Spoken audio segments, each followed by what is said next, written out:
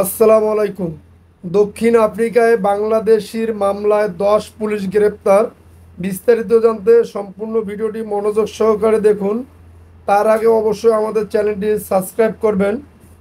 দক্ষিণ আফ্রিকায় এক বাংলাদেশি অভিবাসীর মামলায় 10 পুলিশকে গ্রেপ্তার করা হয়েছে।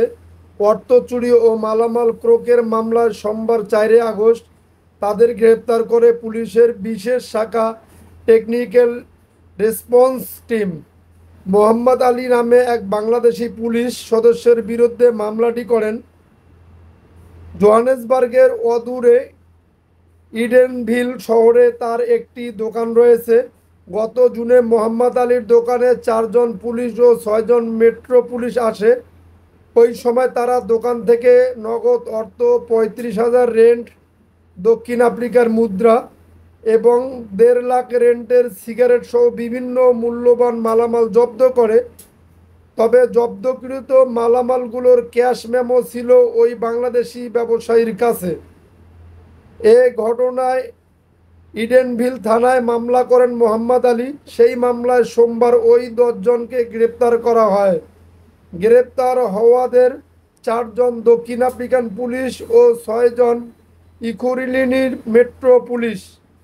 মোহাম্মদ আলীর দোকানের সিসিটিভি ফুটেজ দেখা গেছে, পুলিশরা দোকানে থাকা লোকদের আটকাচ্ছেন, ভাঙচুর করছেন এবং একজন দোকান সহকারীকে হুমকি দিচ্ছেন।